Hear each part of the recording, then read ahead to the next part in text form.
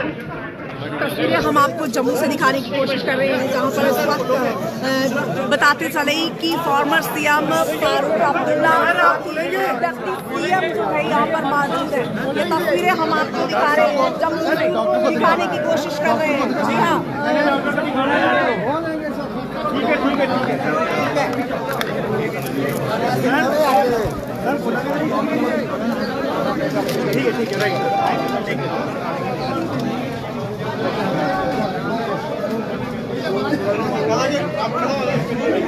Deputy CM भी यहाँ पर मौजूद हैं। जी हाँ, ये देख सकते हैं जम्मू में इस वक्त शेरे भवन की लाइव तस्वीरें हम आपको दिखाने की कोशिश कर रहे हैं।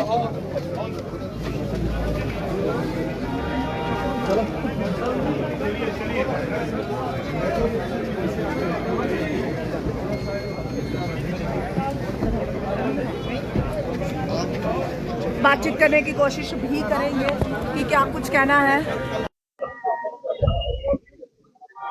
ये देखिएगा डिप्टी सीएम और डॉक्टर फारूक अब्दुल्ला एक दूसरे के साथ बातचीत करते हुए। आज का प्रोग्राम के बारे में बताएंगे। आज आपको पहले गाड़ी निकलो, कहीं नीचे नहीं आ जाना।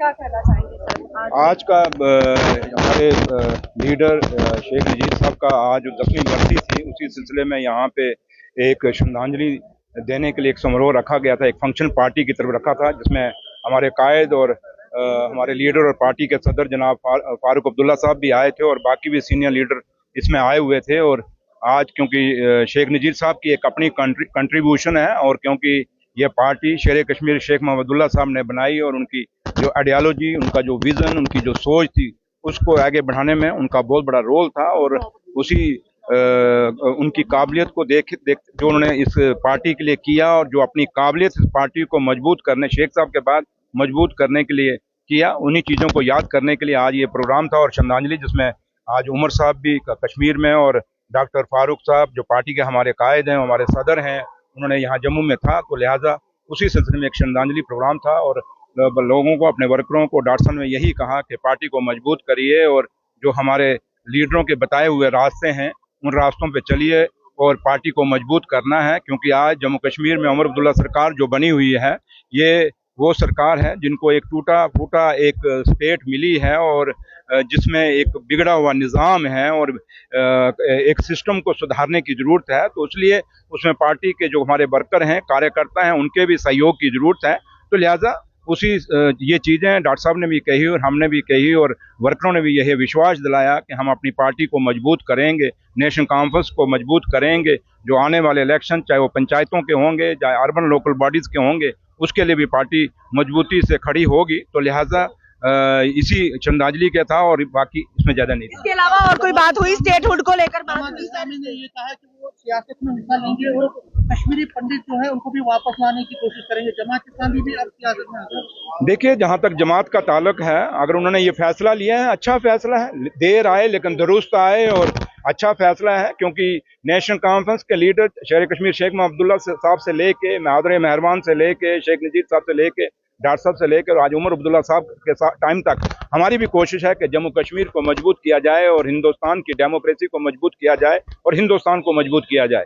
तो लिहाजा अगर उनका ये फैसला है तो अच्छा फैसला है, लेकिन देर आए दुरुस्त आए और उम्मीद करेंगे कि जो वो कह रहे हैं वो पूरा करेंगे। और जहाँ तक कश्मीरी पंडितों का ताल्लुक है, कश्मीरी पंडितों के लिए नेशनल कॉन्फ्रेंस एक बड़े 1996 से लेकर आज तक हमेशा उसकी कोशिश रही है कि कश्मीरी पंडित जो हमारी एक हिस्सा हैं, एक अंग हैं जम्मू कश्मीर के कल्चर का, इसकी संस्कृति की, इसकी सभ्यता का, और इनका कश्मीर में जाना बहुत जरूरी है। और नेशनल कॉन्फ्रेंस ने हमेशा ये कहा है और नेशनल कॉन्फ्रेंस हमेशा इसलिए जंग लड़ रही है और कोशिश कर रही है कि कश्मीरी पंडितों को वापस लाएं। शराबबंदी पे बीजेपी ने सिग्नेचर करके शुरू किया है और ये कह रहे हैं कि सभी जगहों पे जम्मू कश्मीर में शराबबंदी। समीर साहब, ये आपको याद होगा, मैं थोड़ा याद दिलाना दूंगा, जब 2014 में ये सरकार में थे, 15-16 में एक बिल आया था वहाँ पे बीजेपी ने और उन्होंने लाया था, तो वो चीफ मिनिस्टर थी, उसको किसने रोका था? महबूबा जी को। महबूबा जी को कहिए, आपके कारण जम्मू कश्मीर को ये नुकसान हुआ है।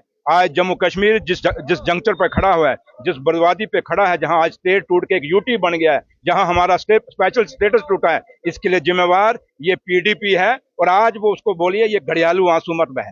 हम जानते हैं आज जरूरत क्या है। देखिए शराब कब, हमने हमेशा कहा शराब बंद होना चाहिए, लेकिन शराब के साथ साथ आज सबसे बड़ा मसला चिट्टे का बन गया है, ड्रग्स का बन गया है। जम्मू शहर के अंदर जो क्राइम बढ़ गया है, ये मुद्दे हैं आज। इसलिए आज सबसे बड़ी बात है, अगर आपको रोकने की जरूरत है, बच्चे को रोकने की जरूरत है, तो हमारी जो नस्लें खराब हो रही हैं ये चिट्टे के साथ जुड़ के, इस नशे के साथ, उस पर बोलिए तो बात नहीं करते। तो ये जो नशा चिट्टा, ये सब कुछ जो ये बुरा दौर जम्मू कश्मीर का आया, वो लोग जो जिम्मेवार हैं इसके लिए, वो आज नेशनल कॉन्फ्रेंस को सब दिखाएंगे रास्ता किसमें। उनको कहिए आप अपना घर संभालिए। हम जानते हैं कि पार्टी को कैसे मजबूत रखना है, हम जानते हैं कि जम्मू कश्मीर को कैसे मजबूत रखना है, हम जानते हैं कि हिंदुस्तान को कैसे मजबूत। ये वही हैं जो कहते थे कि तिरंगे को कोई नहीं यहाँ कांधा देने वाला नहीं होगा, और नेशनल कॉन्फ्रेंस ने हमेशा तिरंगे की कदर की है। Thank you, thank you. Assembly में स्टेट ओनरशिप बिल आ रहा है, state ownership land ownership bill PDP ला रहे हैं। तो देखा आपने डिप्टी सीएम की तरफ से एक बड़ा बयान जो है वो दिया गया है कि पीडीपी जिस तरह से शराबबंदी को लेकर यहाँ पर अब बातों को उठा रही है कि भाई हम शराबबंदी चाहते हैं, लेकिन जिस वक्त 2014 की बात करें, पीडीपी के महबूबा मुफ्ती जो हैं उस वक्त सीएम थे, उस वक्त क्यों नहीं शराबबंदी की गई। और अब की बात करें तो अब जो है एक बड़ा मसला जो कि चिट्टा जैसी जो बड़ी यहाँ पर चिट्टा देखने को मिल रहा है, तो उसको लेकर भी ये कहा गया है कि चिट्टे पर भी रोकबंदी जो है वो होनी चाहिए। देखते रहे जम्मू परिवर्तन, तब तक के लिए मुझे वंदना हंस मलकाइन को दीजिए इजाजत। नमस्कार।